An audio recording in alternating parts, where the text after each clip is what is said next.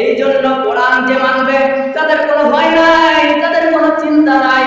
আল্লাহ রাব্বুল আলামিন বলেন, ফামান তাবিয়া হুদায়া ফালা খাউফুন আলাইহিম ওয়ালা হুম ইয়াহজানুন। এই কোরআনকে যে মানবে তাদের কোনো ভয় নাই, তাদের কোনো চিন্তা নাই। এই কোরআন তো তোমাকে হেফাজত করবে। এই কোরআন দিয়ে দিন চালাবা, কোরআন তোমাকে হেফাজত করবে।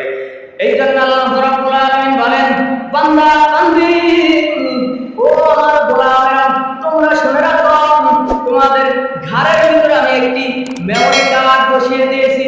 এই মেমরি কার্ড সেই দিন তুলে ধরা হবে। এই জন্য আল্লাহ রাব্বুল আলামিন বলেন, অনুখরিজুল কিয়ামাতি কিতাবাই ইয়াহুকা মানসুরা। আমি আল্লাহ রাব্বুল আলামিন তোমাদের ঘরের ভিতরে মেমরি কার্ড বসিয়ে দিয়েছি। সেই দিন তোমাকে এই মেমরি কার্ড তুলে ধরা হবে।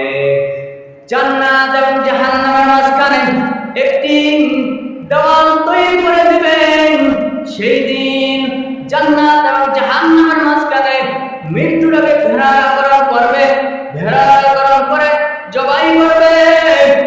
জবাই করে জান্নাতীদেরকে একটি ডাক দিবেন, ও জান্নাতীরা, এই হলো তোমার মৃত্যু, এই হলো মৃত্যু।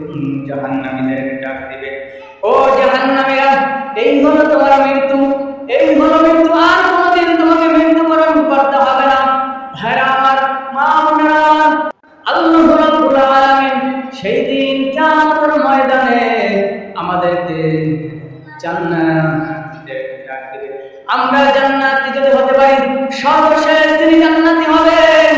শুধু জাহান্নাম থেকে বের করা হয় নাই, জাহান্নামের গেট থেকে বের করা হলো। এবার আল্লাহ রাব্বুল আলামিনের কাছে ওই লোকটি বলবে, আল্লাহ রাব্বুল আলামিনের কাছে ওই লোকটি বলবে, আল্লাহ তাআলা, তুমি আমাকে এমন এমন নিয়ামত দিয়েছো, আর কাউকে তুমি নিয়ামত দাওনি, আর কাউকে তুমি নিয়ামত দাওনি। শুধুমাত্র জাহান্নামের থেকে বের করে নাই, জাহান্নামের ঘেরে রাখা হয়েছে, জান্নাতি ফয়সালা পায় নাই।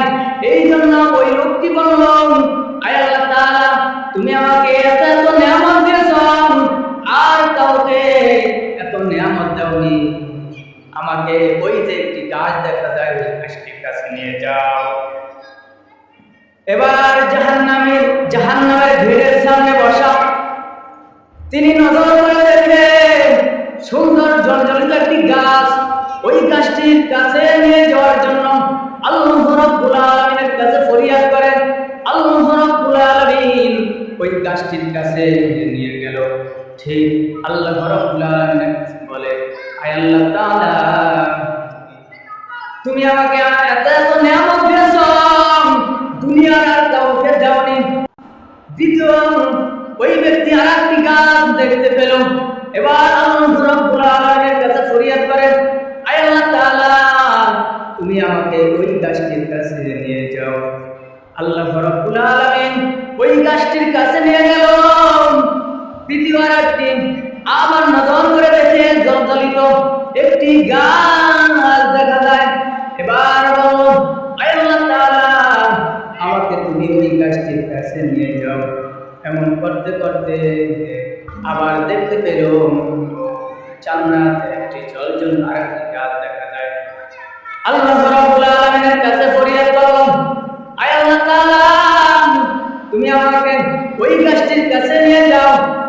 এইভাবে আল্লাহ রাব্বুল আলামিন ওই গাছটির কাছে নিয়ে গেল।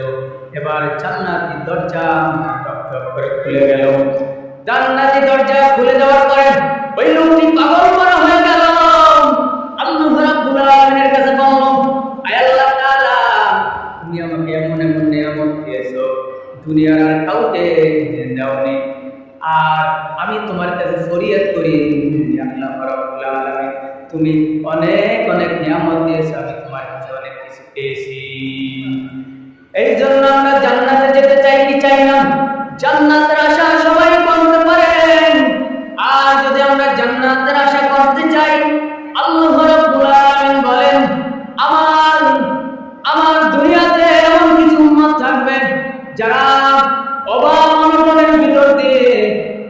পরিবারের থেকে আমাকে ডাকবে।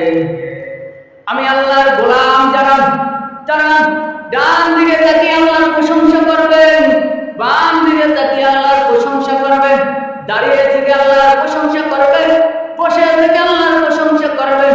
আল্লাহ রাব্বুল আলামিনের কাছে বলবে, আয় আল্লাহ তাআলা, তুমি তো আমার সৃষ্টি, সব কিছু তুমি সৃষ্টি করেছো।